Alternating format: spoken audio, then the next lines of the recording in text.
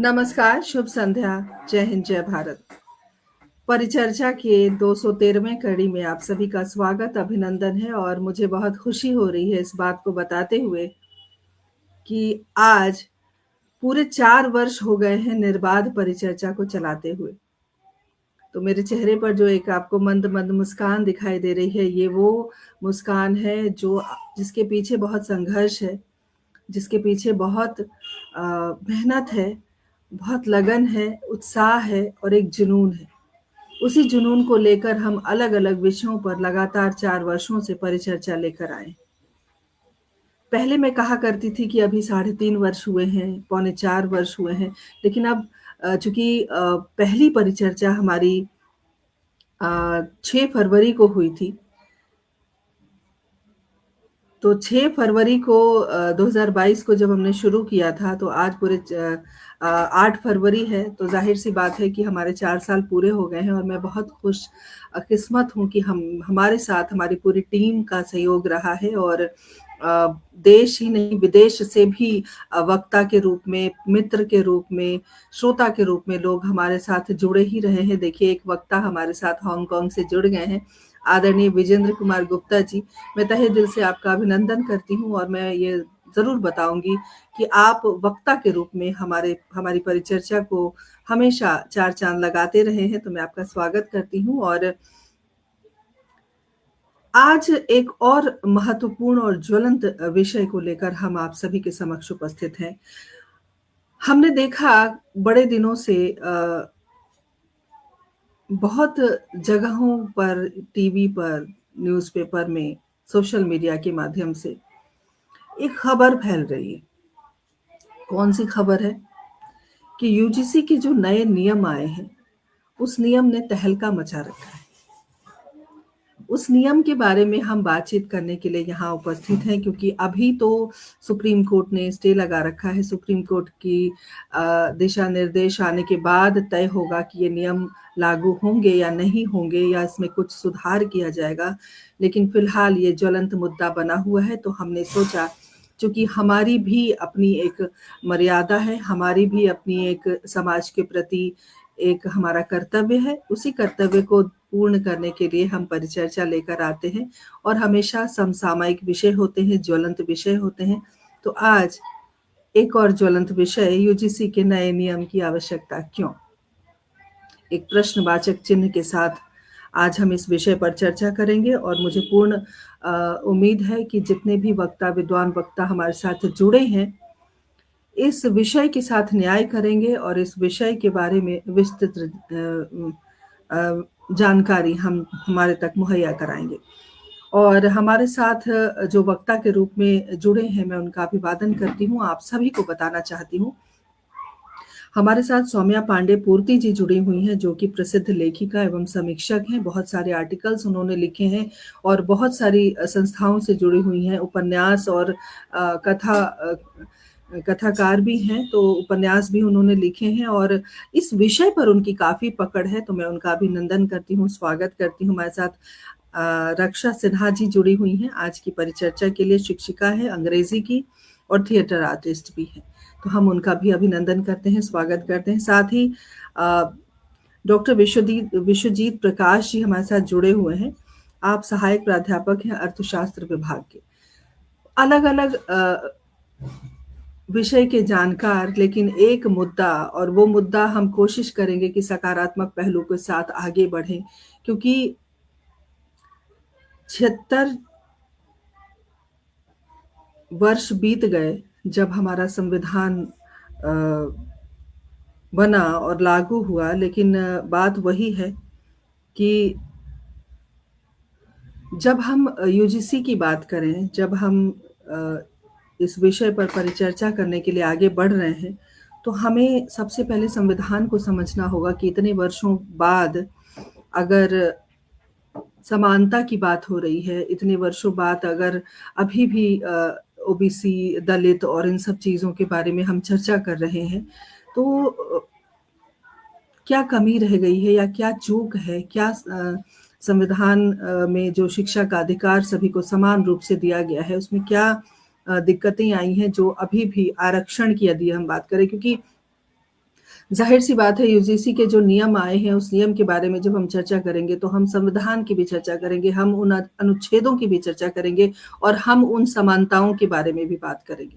सबसे पहले तो जब बहुत समय पहले हमने आरक्षण पर परिचर्चा रखी थी, तो संविधान के उन सभी पक्षों पर हमने बातचीत की थी। लेकिन आज जब हम बात कर रहे हैं यूजीसी के बारे में, तो यूजीसी है क्या? उसके बारे में हम थोड़ी-सी जानकारी ज़रूर पाएँ। यूजीसी का अर्थ क्या है? यूजीसी किस तरह कार्य करती है? यूनिवर्सिटी ग्रांट्स कमीशन, ये एक तरह की ऐसी संस्थान है जो विश्वविद्यालयों के नियम निर्धारित करती है कि किस तरह से बच्चों की पढ़ाई होगी, किस तरह से समानता का अधिकार सुरक्षित रखा जाएगा, किस तरह से किसी प्रकार का भेदभाव नहीं किया जाएगा।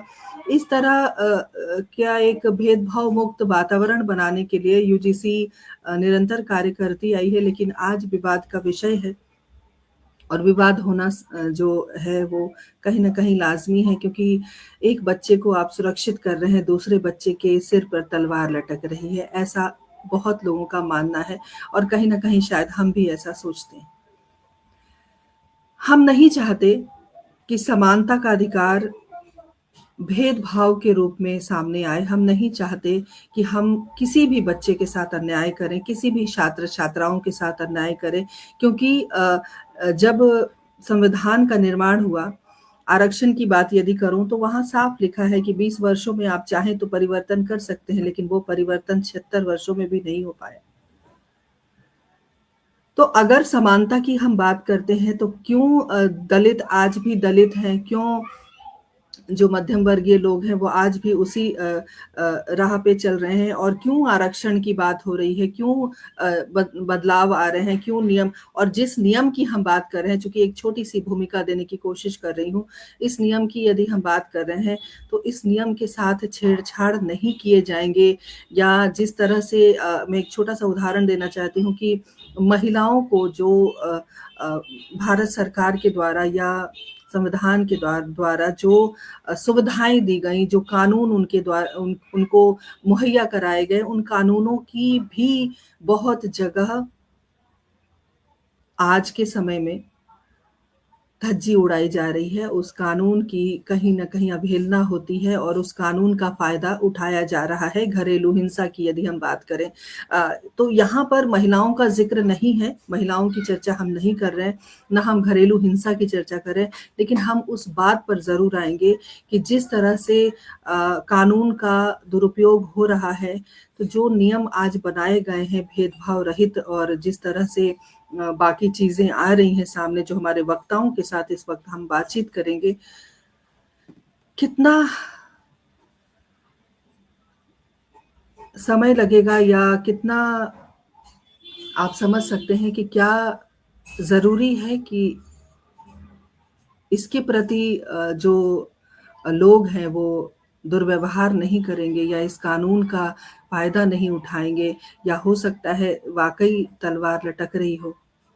तो इसी सब बातों के ताने-बाने के साथ आज इस परिचर्चा को लेकर मैं उपस्थित हुई हूँ। आप सभी का बहुत-बहुत स्वागत, अभिनंदन करती हूँ।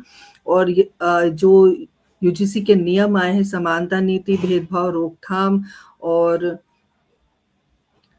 एक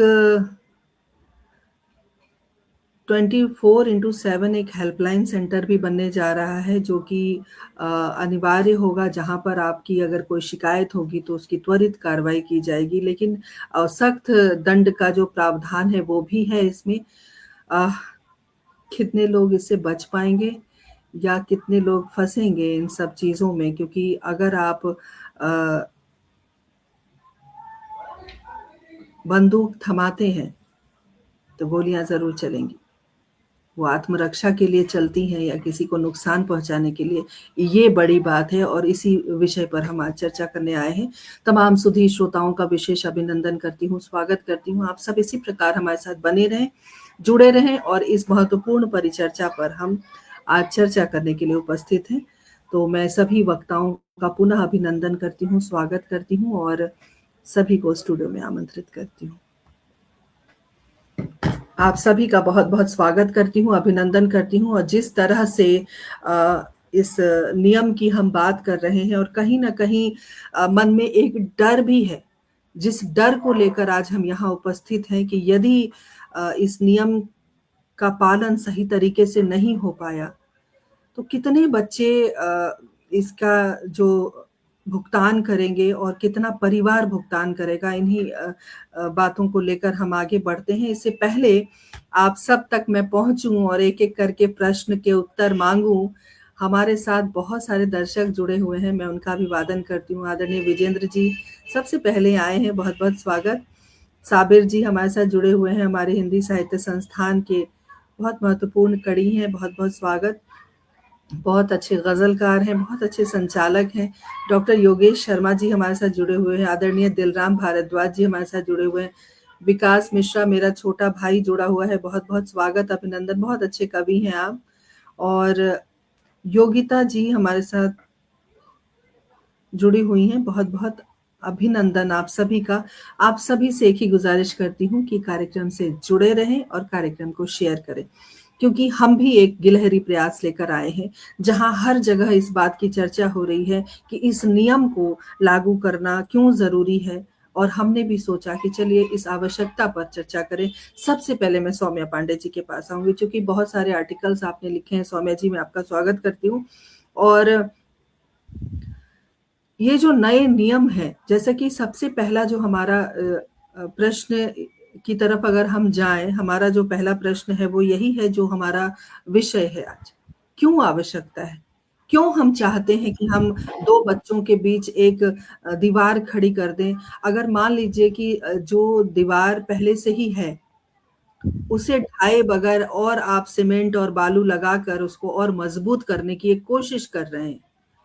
और ये जो है अगर समानता की हम बात करें, तो 76 वर्ष में समानता नहीं आई, आपको क्या लगता है इस कानून से समानता आ जाएगी? क्या कहेंगी आप?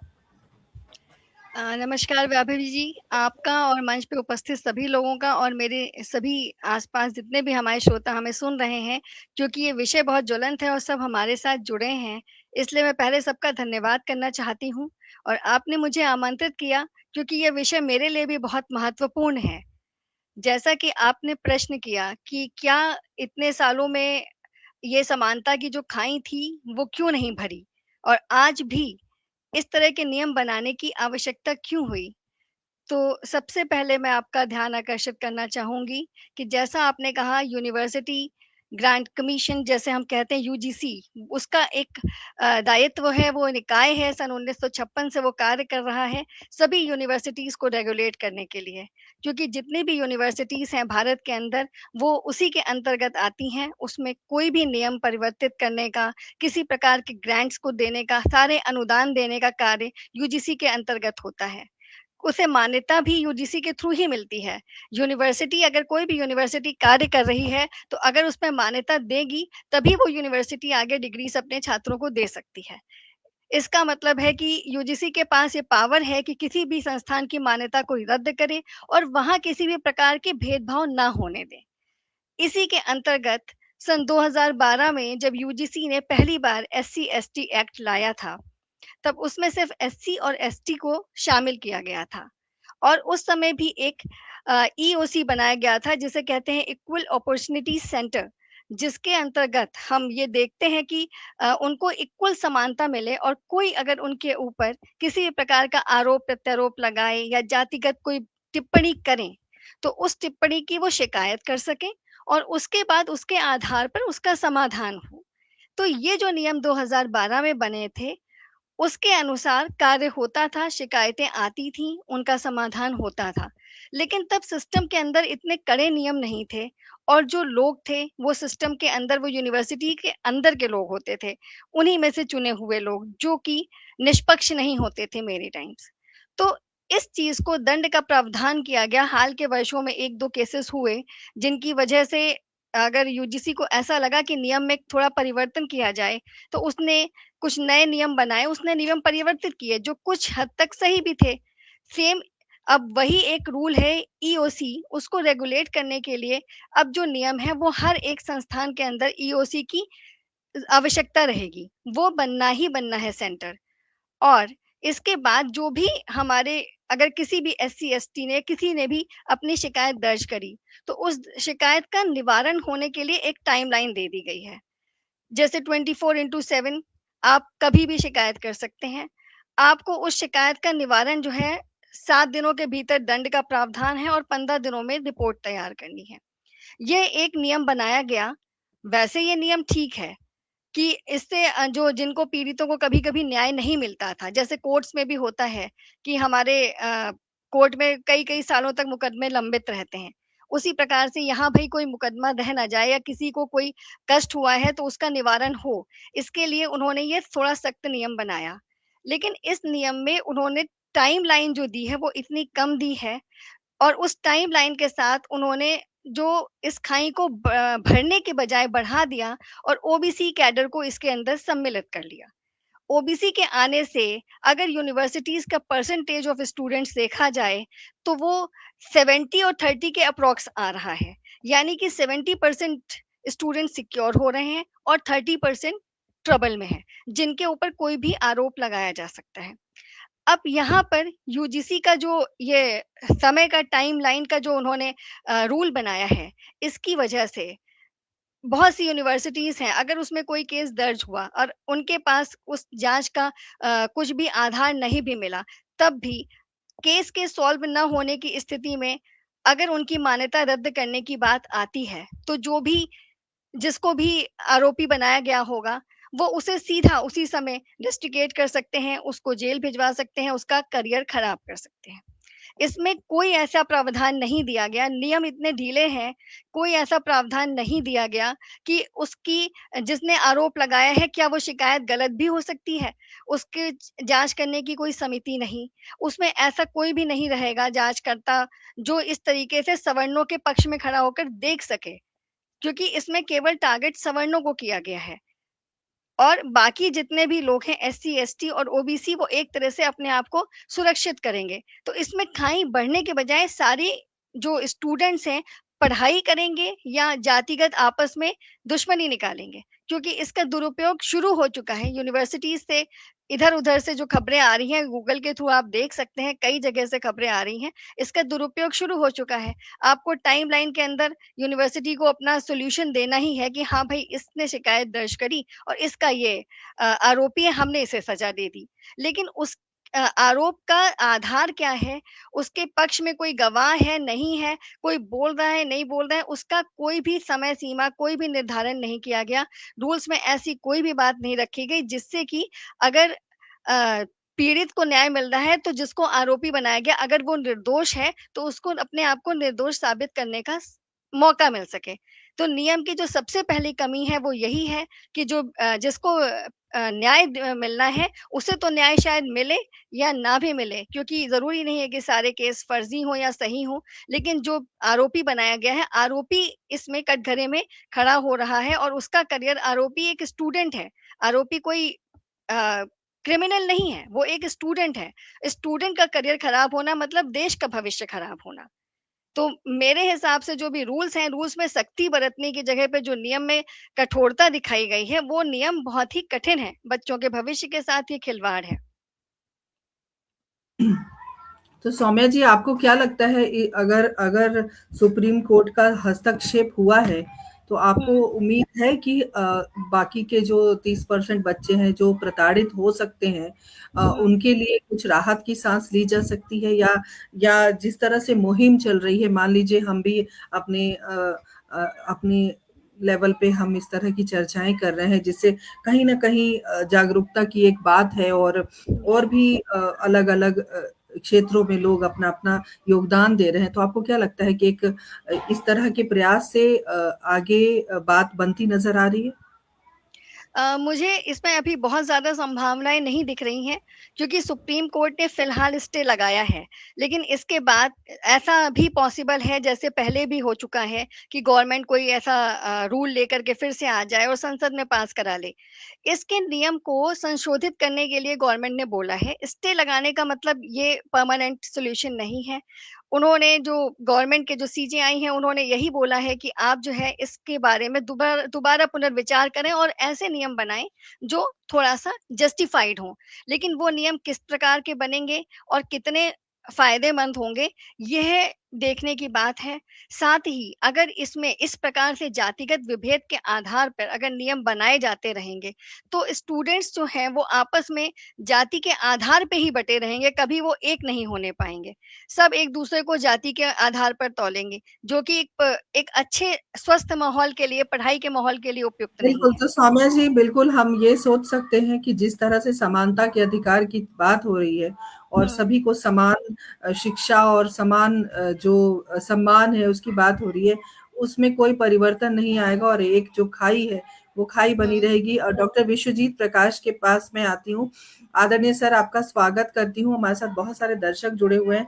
मैं सभी से निवेदन करती हूँ कि इस कार्यक्रम को आप ज़्यादा से ज़्यादा शेयर करें, क्योंकि हम भी एक गिलहरी प्रयास लेकर आप सभी के समक्ष आए हैं। एक जागरूकता अभियान है और आप सभी अपनी-अपनी आहुति दें इस यज्ञ में।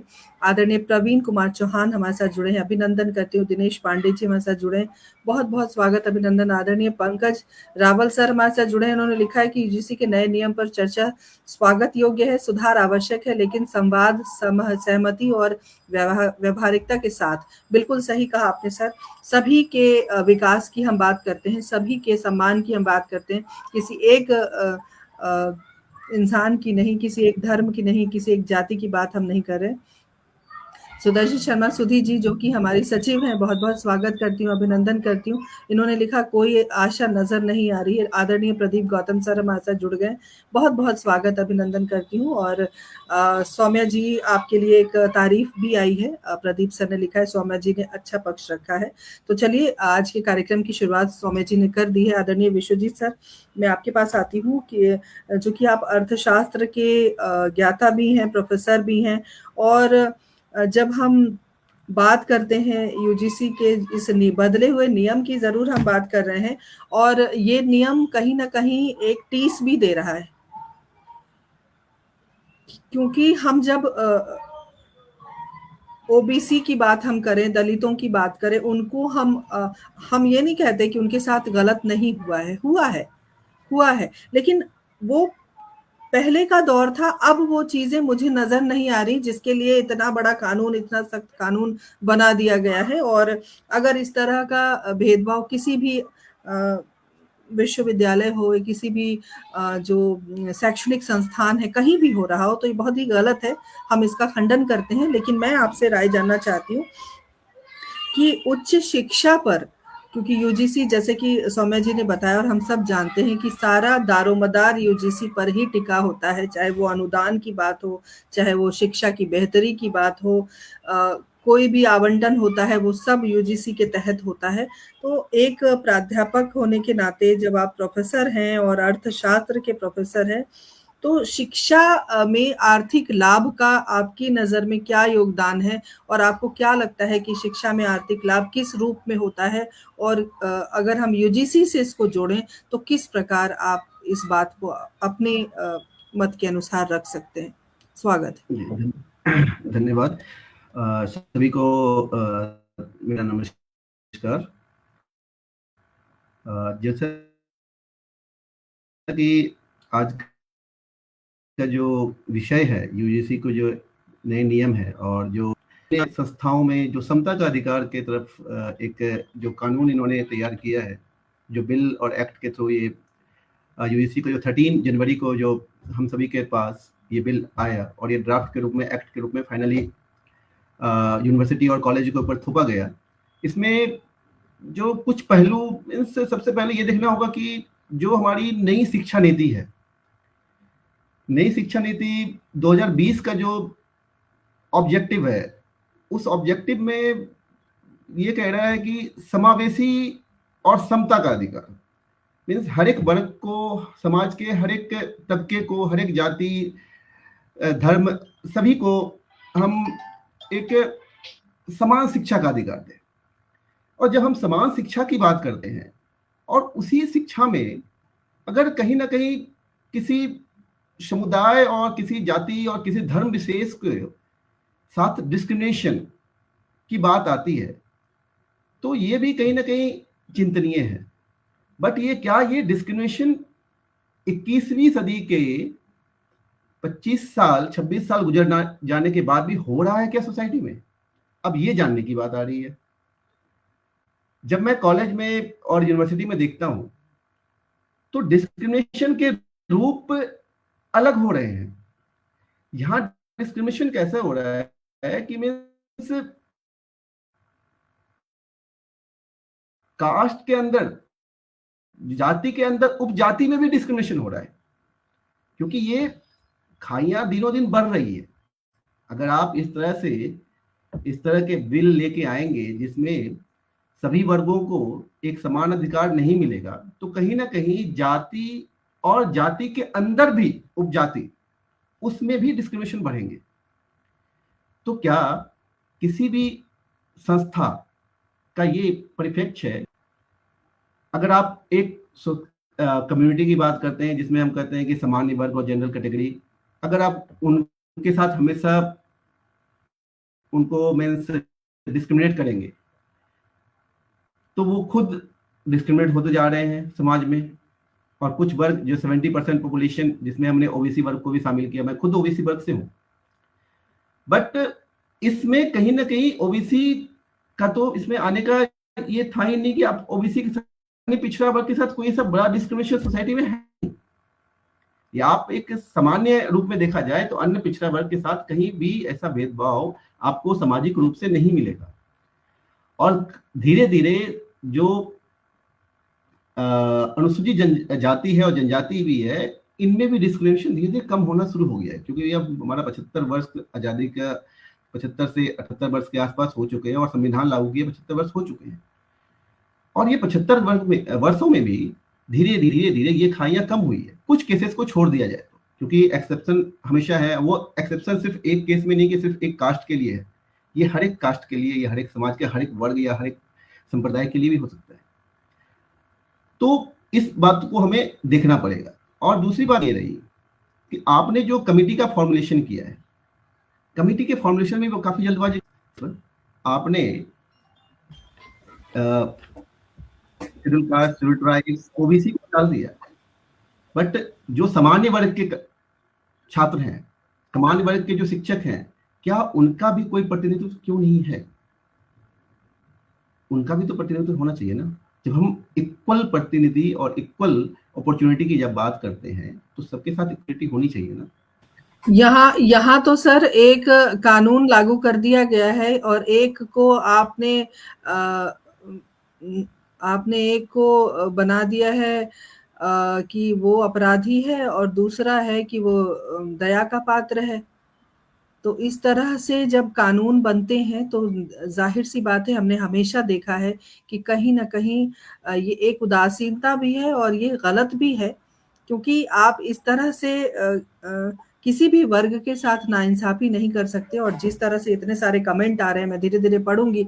अब विश्वजीत सर, मैंने आपसे प्रश्न पूछा था कि उच्च शिक्षा में जो आर्थिक लाभ होता है वो जो यूजीसी की तरफ से है, उसका जो अगर आवंटन होता है या वो किस रूप से पे आ रहा हूं।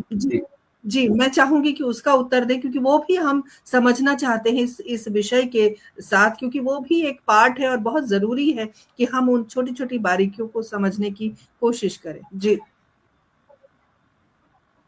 जी, विश्वविद्यालय और जितनी संस्थाएं हैं, उनका जो मोटिव होता है, कहीं ना कहीं बच्चों का मोटिव होता है कि फाइनली जब वो अपनी डिग्री लेते हैं तो वो फाइनली वहां से निकल करके अपने व्यवसाय के क्षेत्र में जाते हैं, चाहे वो जॉब के थ्रू काम करें, चाहे किसी व्यवसाय के रूप में अपना कार्य करें। तो इकोनॉमिकली वो कहीं ना कहीं फाइनली अपने फील्ड में वर्क करना शुरू करते हैं। जब वो करते हैं और उनकी मानसिकता अगर एजुकेशन इंस्टीट्यूशन में इस तरह से रहेगा कि मेरे साथ कोई भेदभाव हुआ है, तो वो फाइनली कहीं ना कहीं सोसाइटी के इकोनॉमिक सेक्शन को भी इफेक्ट करेंगे।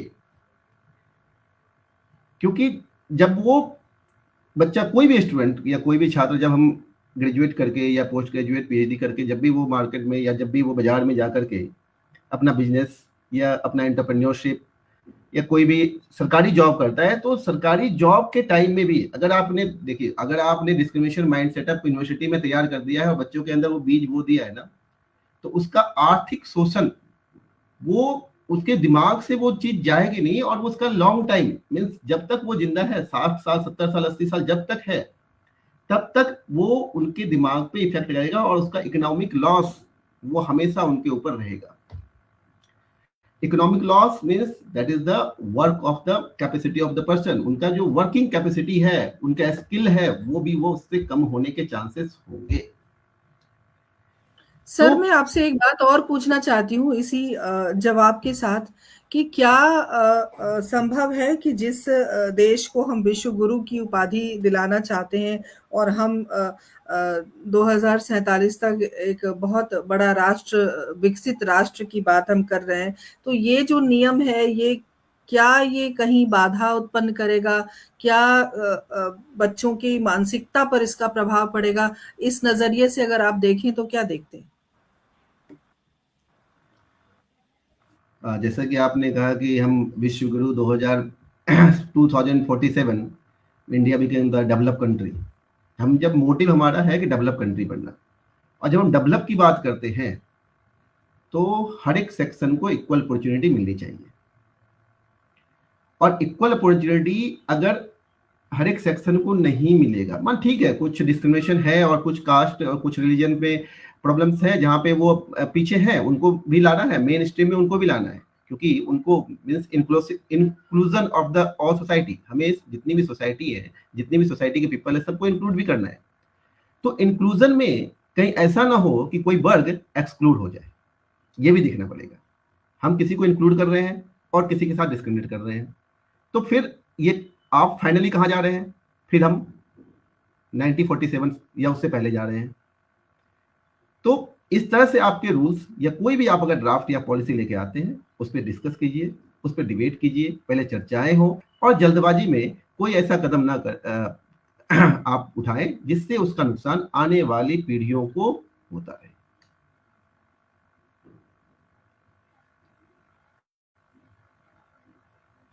बहुत अच्छी बात कही आपने। सौम्या जी ने जिस बात को शुरू किया, उसको आपने बहुत बखूबी ऊपर उठाया है, और कहीं ना कहीं घूम फिर के हम वहीं पहुंच रहे हैं कि ये जो नियम है, इस नियम को अगर लागू ना किया जाए तो बेहतर है, और यदि लागू किया जाता है तो हम क्यों ना एक दायरा बनाएं, एक बात सुनिश्चित करें कि सभी को समानता मिले और किसी को परेशानी ना हो, चाहे वो सामान्य वर्ग का बच्चा हो, चाहे वो दलित का बच्चा हो, चाहे ओबीसी हो। जैसे कि आपने कहा ओबीसी को भी जोड़ दिया गया है, तो ये भी बहुत सारे दर्शक हैं जो दुर्भाग्यपूर्ण बता रहे हैं।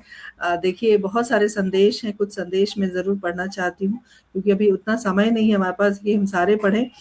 डॉक्टर योगेश शर्मा जी आपकी बात से सहमत हैं पूर्ण रूपेण विश्वजीत सर, और दिलीप कुमार जी हमारे साथ जुड़े हैं। सार्थक संवाद उन्होंने लिख के भेजा है।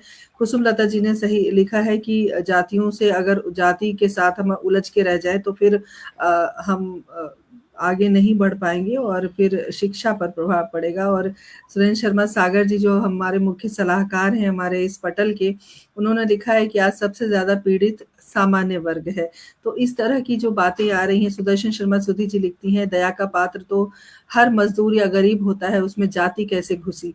तो इस तरह की जो विचार है, देखिए ये क्रांति है जिस मुहिम को हम चला रहे हैं, और जब हम इस तरह की परिचर्चा रखते हैं और दर्शक जब हमारे साथ जुड़ जाते हैं, तब लगता है कि परिचर्चा सार्थक हो रही है, क्योंकि वो बिल्कुल अपने आप को उससे जोड़ते हैं और बहुत सारे संदेशों के माध्यम से हम जान पाते हैं कि उनके विचार किस रूप में हमारे समक्ष आ रहे हैं। और देखिए पंकज सर ने कितना अच्छा लिखा है। उन्होंने लिखा है कि नई यूजीसी नीतियां यह कैसे सुनिश्चित करेंगी कि शिक्षा व्यवस्था जाति, भाषा, क्षेत्र या आर्थिक स्थिति से परे होकर सभी विद्यार्थियों के लिए समान अवसर प्रदान करे। देखिए ये प्रश्न भी है सौम्या जी, ये एक प्रश्न है कि किस प्रकार सुनिश्चित करें, क्योंकि जिस तरह से एक गड़बड़ झाला चल रही है, तो चीजें एक तो धुंधली दिखाई दे रही हैं। विश्वजीत सर आप समझ पा रहे होंगे मैं क्या कह रही हूँ, कि धुंधली चीजें दिखाई दे रही हैं। चश्मा पावर वाला चाहिए, लगाने के लिए, ताकि चीज़ें साफ-साफ नज़र आएँ, धुंध छँटनी चाहिए। और जिस समानता की हम बात कर रहे हैं, तो संशोधन बहुत ज़रूरी है, क्योंकि हमारे बहुत सारे जब संविधान में संशोधन की ज़रूरत थी, अनुच्छेदों में संशोधन हुए हैं, उसी तरह इस नियम को भी थोड़ा लचीला बनाना चाहिए और संशोधन की मुझे लगता है आवश्यकता है, जैसा कि अब तक जो चर्चा चली है, उस चर्चा में हम जान पाए हैं। और आपके विचारों से पूर्णतः सहमत हैं जो हमारे दर्शक हैं, उन्होंने लिखा है दिलराम भारद्वाज जी। मैं फ्लैश करती हूँ, अमित कुमार मिश्रा जी हमारे साथ जुड़े हैं, बहुत-बहुत अभिनंदन, स्वागत करती हूँ। और मैं रक्षा जी के पास आती हूँ, चूँकि आप अंग्रेजी की शिक्षिका हैं, साथ ही थिएटर आर्टिस्ट भी हैं। ये दोनों ज़िम्मेदारियाँ बखूबी आप निभा रही हैं। और जिस प्रकार से हम इस विषय को उठा रहे हैं और चर्चा कर रहे हैं, आपके विचार से अगर हम इस विषय के बारे में आपसे बात करें, तो आपका अपना विचार क्या है? क्या आपको लगता है कि इस विषय में जो हमारा ये जो नियम आए हैं, उस नियम में जो देर लगा है, या उसमें कुछ सुधार होकर आए, या फिर बिल्कुल बंद कर दें, मतलब ऐसा कोई नियम ही ना हो, अगर हो तो वो बहुत थोड़ा लचीला हो, जिससे लोगों को फ़ायदा हो, सभी वर्ग के बच्चों को फ़ायदा हो। आपके अपने स्वयं के क्या विचार हैं? हम चाहेंगे कि आप अपने विचार बताएँ। जी, ज़रूर वैभवी जी, सबसे पहले तो मुझे इस परिचर्चा में शामिल करने के लिए आपका बहुत-बहुत धन्यवाद। और इतने ज्वलंत विषय को, इतने चिंतनीय विषय को आप सबके सामने लेकर आई हैं अपने मंच पर, इसके लिए बहुत-बहुत धन्यवाद। हाँ, बिल्कुल मैं एक कहावत कही जाती है, इंग्लिश में है, पर मैं उसे अभी यहाँ हिंदी में बताना चाहूँगी कि किसी देश के भविष्य को यदि देखना हो, समझना हो, तो एक स्कूल शिक्षक से जानिए। तो मैं स्कूल में पढ़ाती हूँ क्योंकि हम 20 साल बाद का भविष्य देख रहे होते हैं। तो अभी ये जो आया है, जो नियम आया है, ये एक बहुत ही भयावह स्थिति को पैदा कर रहा है। मतलब स्कूल के बच्चों के नज़रिए से अगर मैं देखूँ, क्योंकि आजकल सोशल मीडिया की वजह से स्कूल के बच्चे, कॉलेज के बच्चे में कोई फ़र्क नहीं रहा है। वो सब चीज़ें देख रहे हैं, सब चीज़ें समझ रहे हैं। तो यूजीसी का जो ये जो है हमारी जो संस्थान है, इसका जो मुख्य उद्देश्य होना चाहिए कि शिक्षा की गुणवत्ता बढ़े। और हम बच्चों को मानवीय जो उनके देने चाहिए, हमें जो वैल्यू देने चाहिए, जो संस्कार देने चाहिए, वो सब मुझे पता नहीं कि वो सब कहाँ जाते जा रहा है। मैं हालाँकि राजनीति पे कभी चर्चा करना पसंद नहीं करती उतना, मेरा पसंदीदा विषय नहीं है। लेकिन ये जो नियम आए हैं, जो अभी लागू हुआ 13 जनवरी को, इसमें सीधे-सीधे राजनीति की बू आ रही है। क्योंकि इसकी कोई इस तरीके से, जिस तरीके से ये लागू हुए हैं, जानबूझकर मुझे लगता है कि ये लूप होल्स क्यों छोड़ दिए जाते हैं। जिस तरह की अस्पष्ट भाषा का प्रयोग किया गया है इसमें, जिससे कि सीधा-सीधा जो चर्चा हम पहले से ही कर ही रहे हैं, जैसे सौम्या जी ने कहा और विश्वजीत जी ने कहा कि मतलब इससे क्या हो रहा है कि पूरी की पूरी अकाउंटेबिलिटी जो है कि गलती से भी, मतलब अगर ये भयावह माहौल है सवर्ण जाति के बच्चों के लिए कि गलती से भी, हँसी-मज़ाक में भी अगर किसी ने कभी किसी को कुछ कह दिया अपने दोस्त को, तो उसको गलत तरीके से पेश करके इस नियम का पूरा-पूरा गलत फ़ायदा उठाया जा सकता है।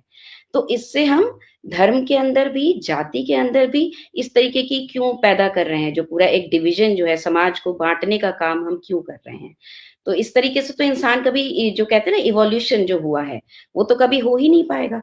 कि हाँ, पुराने जो कभी हम मैं मानती हूँ मैं बिल्कुल कि नियम लाए गए, पर नियमों में संशोधन की एकदम आवश्यकता है, क्योंकि जो नियम आए हैं, उनमें जानबूझकर लूप होल छोड़े गए हैं, ताकि के सवर्ण जाति के बच्चों को जो है निशाना बनाया जा सके। तो इस तरह से जैसे और इस ना सिर्फ बच्चे, बल्कि जो प्रिंसिपल हैं, अब क्या हुआ है कि इस नियमों की वजह से ये नियम नियंत्रण पैदा करने की कोशिश कर रहा है, बजाय इसके कि ये सबको एक समावेश वो पैदा करता और सबको एक स्तर पर लाने की कोशिश करता। उसकी जगह पे नियंत्रित करने की कोशिश कर रहा है। तो जो वाइस चांसलर हैं या प्रिंसिपल्स हैं, उनके ऊपर भी सीधी-सीधी जवाबदेही इसकी दी जा रही है, कि अगर ये नहीं जल्दी हुआ, तय नहीं हुआ, जल्दी से रेगुलेट नहीं हुआ तो उनके ऊपर ज़िम्मेदारी आ जाएगी।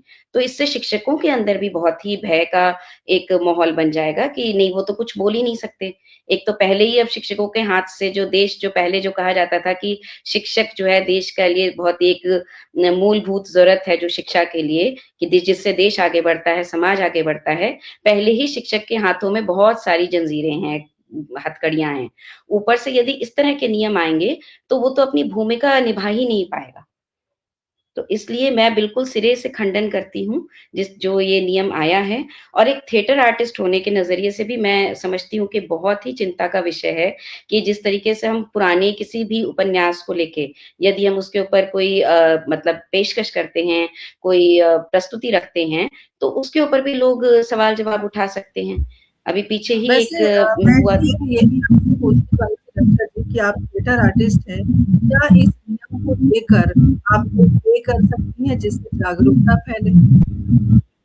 जी, बिल्कुल, बिल्कुल वैभवी जी, इस कार्यक्रम के बाद तो ख़ास तौर पर मैं अवश्य ही इस तरह के नुक्कड़ नाटक चलाए जा सकते हैं।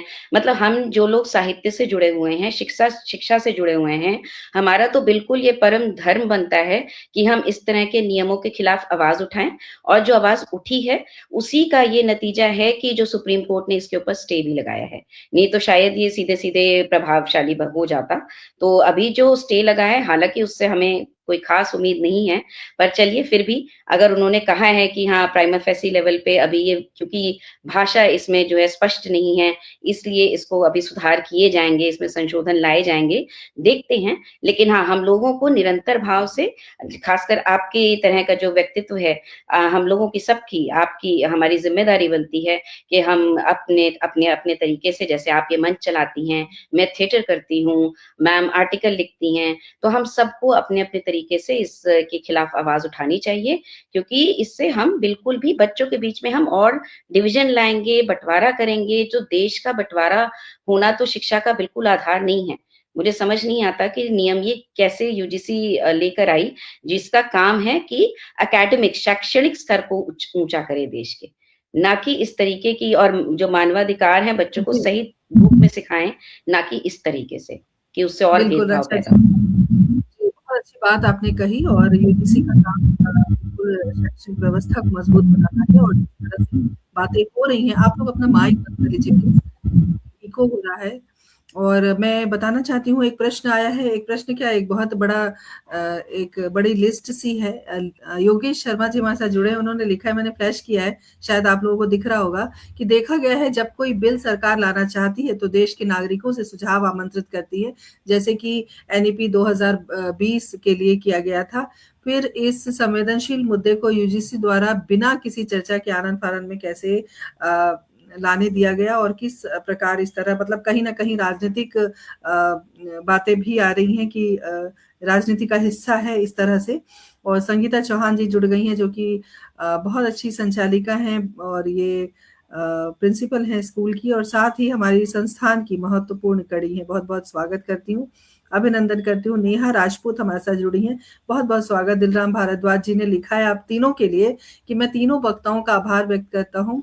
इनके विचारों को शत-शत नमन है। तो देखिए इस तरह के प्यारे-प्यारे संदेश आप तक पहुँचा रही हूँ मैं, तो ये मेरा भी थोड़ा योगदान है कि मैं इतने अच्छे-अच्छे मैसेज आप तक पहुँचा रही हूँ।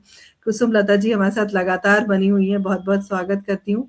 और दिलीप कुमार जी हमारे साथ जुड़े हैं, अभिनंदन है आपका। इन्होंने लिखा है कि राजनीतिक व्यवस्था की एक चाल है और साधना विकास मिश्रा हमारे साथ जुड़ी हैं, अभिनंदन, बहुत-बहुत स्वागत। आप सब अमित कुमार मिश्रा जी जुड़े हुए हैं, अभिनंदन, स्वागत। आप सब इसी प्रकार हमारे साथ जुड़े रहें, बने रहें और इस कार्यक्रम को ज़्यादा से ज़्यादा शेयर करें ताकि हम जिस मुहिम को लेकर चल रहे हैं, उस मुहिम में हम अपनी सफलता प्राप्त करें। सौम्या जी मैं आपके पास आना चाहती हूँ, जिस तरह से राजनीति बू आ रही है और इस तरह की बातें जो संदेश के माध्यम से हम देख पा रहे हैं और क्या हम अगर आरक्षण को रद्द कर दें संविधान से, तो संभवतः ये समानता की जो बातें हो रही हैं, असमानता की बातें हो रही हैं और दलित और ये ओबीसी और ये पिछड़ा वर्ग, अति पिछड़ा वर्ग, सामान्य वर्ग, ये सारी गुत्थी सुलझ जाएगी, आपको क्या लगता है? जी, बिल्कुल, आपने मेरे मन की बात कही है। यदि आरक्षण को समाप्त करके सभी बच्चों को, चाहे वो किसी भी जाति के हों, हर एक बच्चे को एक समान शिक्षा मिले। मेरा मानना है टैलेंट सब जगह होता है, चाहे वो किसी भी कास्ट का हो, पर उन्हें शिक्षा नहीं मिलती।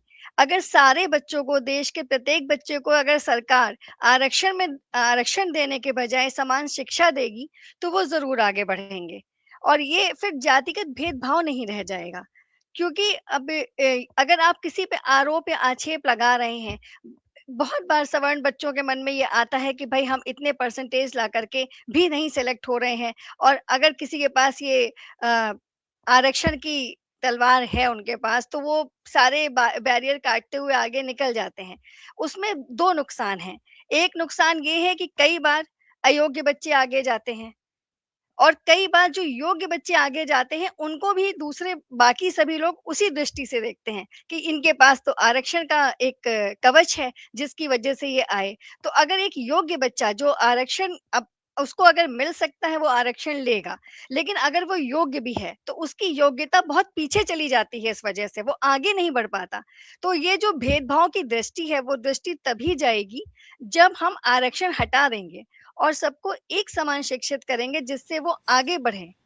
सौम्या जी, एक बात मैं और आपसे जानना चाहती हूँ कि जिस तरह से संविधान में साफ अक्षरों में लिखा गया था कि अगर 20 वर्षों तक आप किसी को आरक्षण दें, 20 वर्षों के बाद देखें कि स्थिति सामान्य हो रही है, या आप इक्वालिटी की अगर बात कर रहे हैं, समानता की बात कर रहे हैं, तो 20 बरस बहुत होते हैं किसी को जी, खड़ा करने के लिए। तो जी। इसमें संशोधन क्यों नहीं किया गया? क्या लगता है आपको कि ये राजनीति की एक चाल है, जो चाहते ही है कि जो खाई है वो खाई हमेशा बनी रहे? जी, एक तो राजनीतिक चाल है, ये ज़रूर है कि राजनीति का इसमें तुष्टीकरण ज़रूर हो रहा है, क्योंकि वोट की राजनीति हमेशा आरक्षण के आस-पास घूमती रहती है। हर एक पार्टी सिर्फ़ आरक्षण इसीलिए लाना चाहती है कि वो चाहती है कि उसको एक विशेष वर्ग से कोर वोटर उसके पास बना रहे। लेकिन यहाँ पर वो देश के विकास को पीछे छोड़ रही है। अगर वो आरक्षण के बजाय शिक्षा को आगे बढ़ाएँ, सबको इक्वालिटी प्रदान करें, जो कि हमारे संविधान में लिखा है, सबको समानता का अधिकार। तो समानता का अधिकार तभी है, आरक्षण से समानता का अधिकार तो चला ही गया। कोई एक वर्ग आरक्षित है, एक वर्ग अनारक्षित है। अगर आपको समानता देनी है, तो आप हर प्रकार से उनको समानता दें। जहाँ तक बात यूजीसी के नियम की है, अगर वो नियम एससी, एसटी या ओबीसी पे लागू होते हैं, तो वही नियम सामान्य वर्ग के लिए क्यों नहीं है? क्या उन्हें प्रताड़ित नहीं किया जाता है? उन्हें भी प्रताड़ित किया जाता है। आप तिलक तराजू और तलवार सबने सुन रखा है। तो क्या वो हमारे लिए या सामान्य वर्ग के बच्चों के लिए प्रताड़ना नहीं है? अगर यूजीसी अपना नियम ला रही है, तो वो प्रत्येक वर्ग के बच्चे के लिए हो कि अगर किसी भी जाति का बच्चा हो, अगर उसके प्रति किसी प्रकार की दुर्भावना या जातीय टिप्पणी की गई, तो उसका विरोध होगा, उसकी सज़ा मिलेगी। और किसी प्रकार की झूठी सज़ा का भी प्रावधान हो कि कोई किसी प्रकार से कोई गलत केस अगर किसी ने किया, तो उसे भी रद्द किया जाएगा, इसे सज़ा मिलेगी। लेकिन यूनिवर्सिटीज़ में अगर इस तरह के गेम चलेंगे, तो पढ़ाई से ध्यान हट करके सिर्फ़ आरक्षण और एक-दूसरे के प्रति जातिगत भावनाएँ, दुर्भावनाएँ आएँगी। इन्हें हम बेसिक शिक्षा से रोक सकते हैं। अब रक्षा जी और विश्वजीत सर दोनों शिक्षक हैं, क्या ये अपने बच्चों में भेदभाव करते होंगे? कभी भी स्कूली शिक्षा में भेदभाव नहीं होता। हमने आपने अपने समय में देखा है, हमने कभी हमें महसूस ही नहीं हुआ कि उस समय कोई जाति का कोई ऐसा हमारे मित्र हैं, तो हम इस जाति के हैं, तो मित्र नहीं बनाएँगे। हमने सभी जातियों को समान लेकर के चला है। लेकिन ये धीरे-धीरे ये खाई बिल्कुल बढ़ती जा सही रही कहा सौम्या जी। अगर मैं अपनी बात करूँ तो मैं कभी किसी से नहीं पूछती कि तुम कौन से जात के हो। बिल्कुल, कभी नहीं, बिल्कुल। मेरे मुँह हुँ, से ये बात निकलती ही नहीं है, क्योंकि हुँ, हम उन सब चीज़ों से ऊपर अपने आप को समझते हैं। जाति हुँ। और जो जी, वर्ग है, उन सब चीज़ों से जाति, ऊपर वर्ग, समझते हैं, और हम बिल्कुल। और सबको इस तरह से सोचना चाहिए। और बहुत अच्छी बातचीत चल रही है, कुछ दर्शक और जुड़े हैं, उनका भी हम अभिवादन करते हैं। योगिता कटुकर जी हमारे साथ लगातार बनी हुई हैं और आपकी बातों से बहुत सहमति दिखा रही हैं। तो बहुत-बहुत योगिता जी आपका स्वागत करती हूँ। और संगीता चौहान जी भी लगातार बनी हुई हैं। आदरणीय आरएन सिंह साहब हमारे साथ जुड़े हैं। बहुत-बहुत अभिनंदन। दिलीप कुमार जी लगातार बने हुए हैं और सभी यही बात कह रहे हैं। रेखा राजपूत जी हमारे साथ जुड़ी हुई है, वो भी सहमत है। मनजोत कौर हमारे साथ जुड़ी हुई हैं, अभिनंदन करती हूँ, स्वागत है आप सभी का। नेहा राजपूत हमारे साथ जुड़ी हुई हैं, बहुत-बहुत स्वागत, अभिनंदन। कुसुम लता जी हमारे साथ जुड़ी हुई हैं, बहुत-बहुत अभिनंदन, बहुत स्वागत। बिल्कुल आप सब मतलब जितने दर्शक हमारे साथ जुड़े हुए हैं, वो सब आपकी बातों से सहमत हैं। तो कहीं न कहीं जो चर्चा है हमारी, वो चर्चा रंग ला रही है, और जो गिलहरी प्रयास करने की हम कोशिश कर रहे थे, कोशिश को मुझे लगता है सार्थकता मिल रही है। मैं विश्वजीत सर के पास आना चाहती हूँ। सर, जिस तरह से सौम्या जी ने कहा, अपनी बात रखी, और समानता और असमानता के बीच जो हम गड़बड़ झाले की तरह झूल रहे हैं, एक ऐसा झूला है जिस पर बिठा दिया गया है और रिमोट कंट्रोल किसी और के हाथ में है, और वो इतनी तेजी से झूला झूल रहे हैं, हम चल रहा है वो, कि वो कभी भी रस्सी टूट जाए और कभी भी हम गिर जाए। जैसे कि अभी थोड़े कल की बात है, ये सूरज कुंड मेले में एक झूला टूटने से बहुत क्षति हुई है। तो अगर मैं आपसे जानना चाहूं कि इस झूले पे जो दो व्यक्ति को, और जिस तरह से ओबीसी की बात आपने कही कि आप भी ओबीसी में आते हैं, और ओबीसी को जोड़ा गया है, इसके पीछे क्या कारण आपको नजर आता है, क्यों जोड़ा गया है?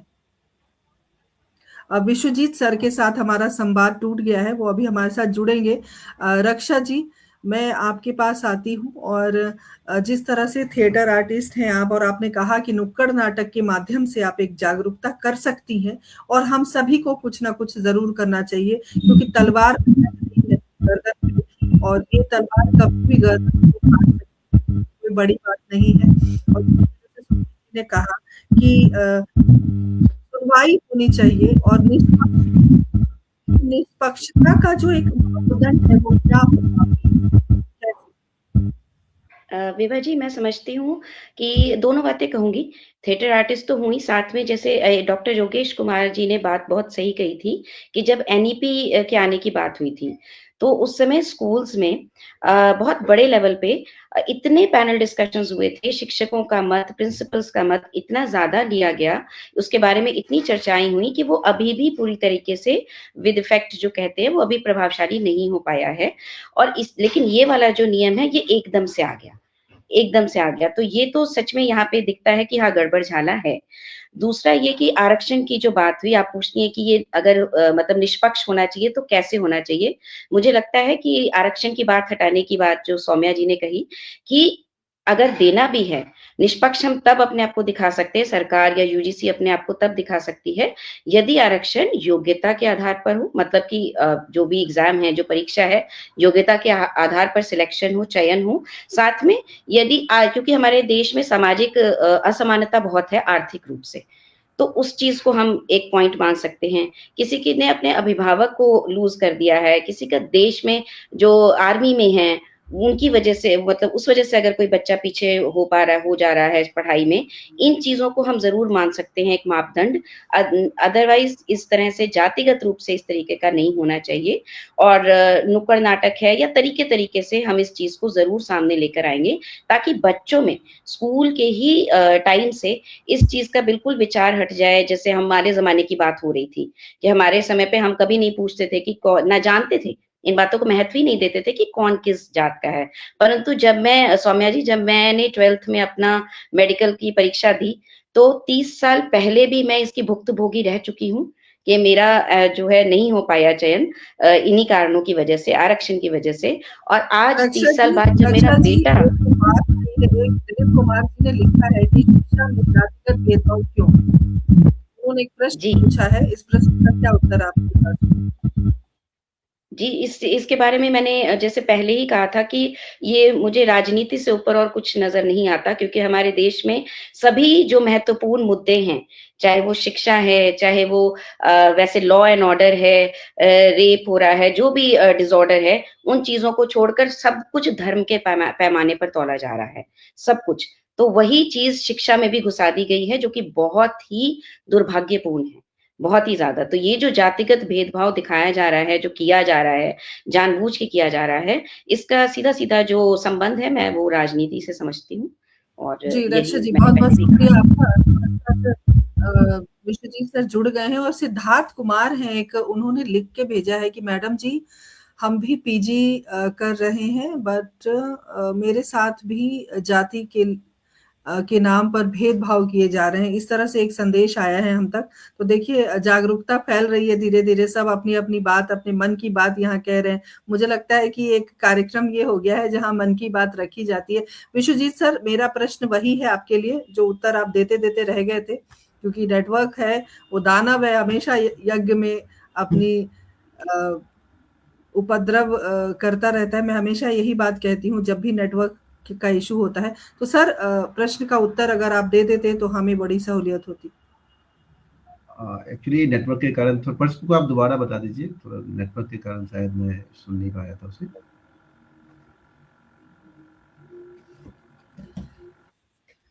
जी सर, जैसा कि अभी हमारी चर्चा चल रही थी और जिस तरह से सौम्या जी ने अपनी बात रखी और भेदभाव की हम बात कर रहे हैं, तो ये आरक्षण की बात चली थी और जिस तरह से बहुत सारे दर्शकों ने लिखा है कि आरक्षण को या तो रद्द कर देना चाहिए या 100% कर देना चाहिए।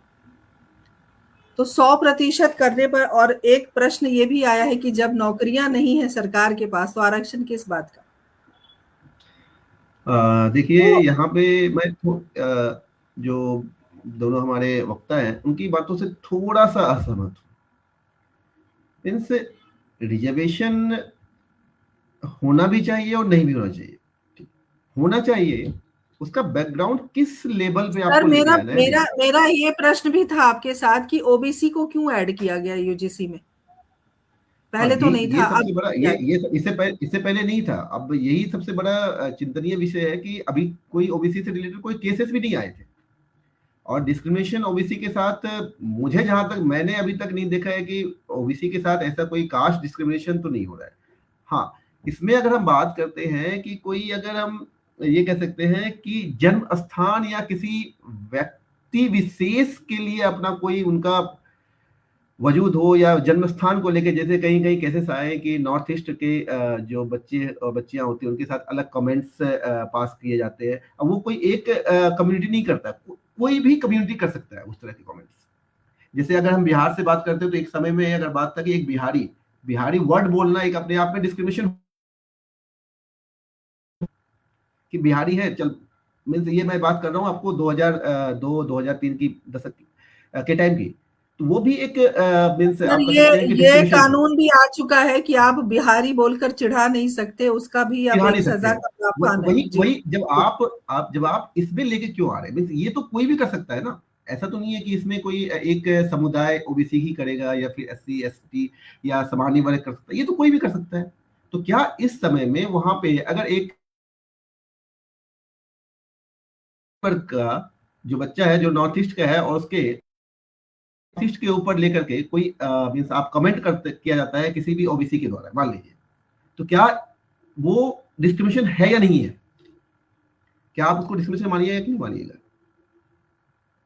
तो ये चीजें तो तो है, सब तब मीन्स क्या इस चीजों करेंगे को, सर? सर तो वही वैसी वही परिस्थिति यही में क्या यही तो करेंगे? सवाल है, यही तो सवाल है कि तभी आप किसको पनिश करेंगे? कौन पनिश, किसके ऊपर पनिश करेंगे आप? क्या ओबीसी को आप जिसको आप डिस्क्रिमिनेशन नहीं हो रहा है या जिसके साथ डिस्क्रिमिनेशन हो रहा है, पनिशमेंट किसके साथ करेंगे?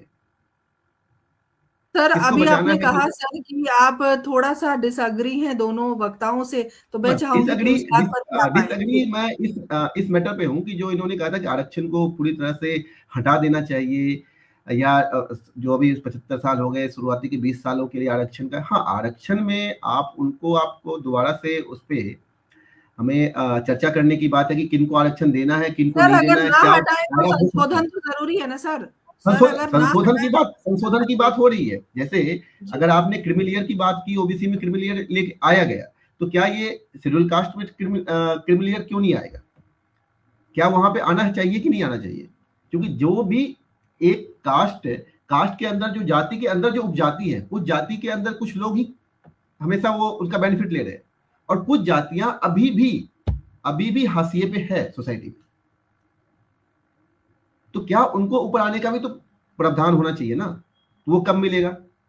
अगर मैं बात करता हूँ ओबीसी में कुछ जातियां जो सर, आपको शुरू से क्या ही, लगता है सर, 76 वर्ष हो गए संविधान के, आजादी के इतने साल हो गए, तो क्या लगता है आपको इन सब चीजों से समानता आएगी?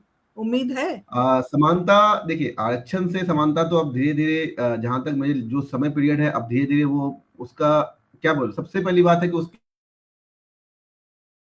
पर चर्चा करने की बात है आरक्षण के ऊपर, और सरकार को भी चाहिए कि इसके ऊपर चर्चा करने को दीजिए। हो सकता है कि कहीं ना कहीं उनकी जरूरत है, आवश्यकता है, वो किसी भी संप्रदाय, किसी धर्म में हो सकता है। इस पे कोई एक मीन्स एक जाति या एक विशेष या एक क्षेत्र विशेष की बात नहीं होगी। इसमें सबको समान अवसर देने की बात आती है। अब कितना परसेंटेज किसको दिया जाए, किसको नहीं दिया जाए, कितने मींस कास्ट को दिया जाए, किस लेवल को दिया जाए, ये आप चर्चा का विषय है। इस पे हम चर्चा, क्योंकि एक बार में बहुत अच्छी बात कही सर आपने। और जिस तरह से हमारा ये कार्यक्रम चल रहा है, दर्शक भी हमारे साथ जुड़े हुए हैं, लग रहा है कि वाकई हम एक सही दिशा में जा रहे हैं और बहुत सारे संदेश हम तक पहुंचे हैं। मैं तहे दिल से आप सबका शुक्रिया अदा करती हूँ। चलते चलते एक छोटा सा संदेश मैं चाहूंगी आप सभी हमारे दर्शकों के लिए, हमारे नवयुवकों के लिए, नई पीढ़ी के लिए और इस पटल के लिए और इस समाज के लिए, देश के लिए, कि जिस विषय को लेकर हम आज चर्चा कर रहे हैं, छोटा छोटा संदेश है। सौम्या जी, मैं आपसे शुरू करूं, छोटा सा संदेश। मेरा तो एक ही संदेश है कि आपस में बँटने से कभी भी किसी का भला नहीं होता। जाति और धर्म में या वर्ग में बँटने से ना तो शिक्षा का समान अधिकार मिलेगा, ना ही किसी प्रकार की तरक्की होगी, क्योंकि हम आपस में एक-दूसरे से बैर और वैमनस्य ही रखेंगे। इसकी बजाय अगर हम आपस में प्रेम से रहना चाहते हैं, तो हमें सबको मिल कर के, सभी जातियों को मिल कर के ये कोशिश करनी चाहिए कि सबके लिए समान अधिकार, समानता वास्तव में लेकर आएँ। पहले शिक्षा के क्षेत्र में, फिर आगे के अन्य क्षेत्रों में।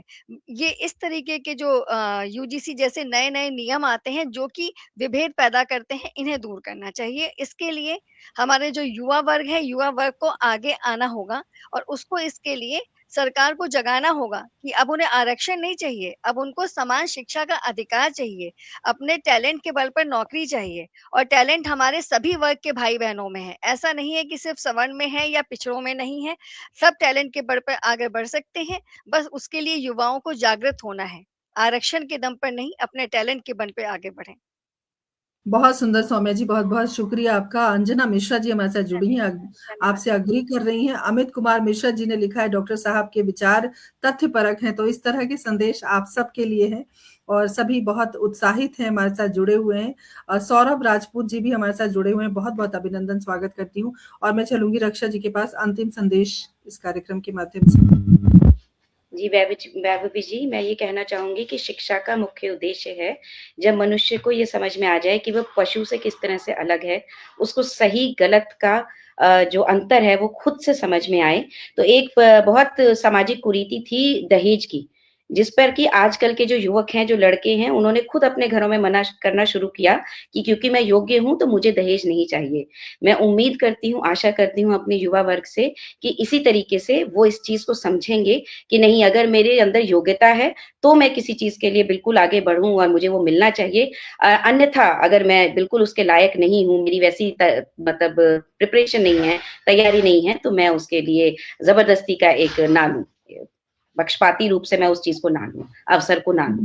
तो ऐसी उम्मीद करती बहुत हूँ अच्छी आगे बात, बहुत समाज सुंदर से। संदेश आदरणीय विश्वजीत प्रकाश सर, आप क्या संदेश देना चाहेंगे आज के कार्यक्रम के लिए? मेरे बस एक ही लाइन है, पूर्ण समता, समावेशी शिक्षा और सभी का मीन्स समावेशी विकास, बस यही हमारा मंत्र होना चाहिए। बस इसी मंत्र के साथ आगे बढ़े। बहुत-बहुत शुक्रिया आप सभी का। तीनों वक्ताओं ने अपने-अपने वक्तव्य रखे और जिस तरह से इस चर्चा को आगे बढ़ाया। सौम्या जी, बहुत-बहुत शुक्रिया। रक्षा जी, आपका भी बहुत-बहुत शुक्रिया। विश्वजीत सर, आपका भी बहुत-बहुत शुक्रिया। तमाम सुधी श्रोताओं का विशेष आभार व्यक्त करती हूँ। और जिस यूजीसी के नए नियम के बारे में हमने चर्चा की और नियम के जो नियम की जो कठोरता है, उस कठोरता पर हमने बात की और नियम को थोड़ा लचीलापन के रूप में लाया जा सकता है। इसकी कठोरता थोड़ी कम की जा सकती है। जिस तरह से हमने थोड़े दिन पहले देखा था, हमने अरावली पर भी परिचर्चा रखी और अरावली को बचाने के लिए जिस तरह से युवा पीढ़ी आगे आई थी और तब जाके सुप्रीम कोर्ट का स्टे लगा था, सुप्रीम कोर्ट उनका हस्तक्षेप हुआ था।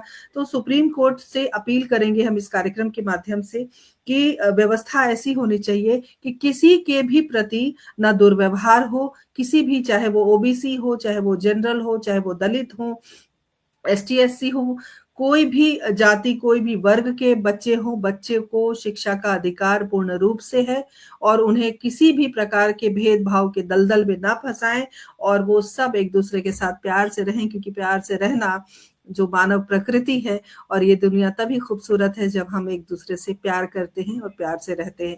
जिस तरह से अलग-अलग जगहों से हमारे साथ वक्ता जुड़े हैं, एक प्यार का प्रतीक है, क्योंकि 4 सालों से इस परिचर्चा को मैं लेकर आ रही हूँ और बहुत सारे वक्ताओं ने हमारा साथ निभाया है, ये प्यार ही है।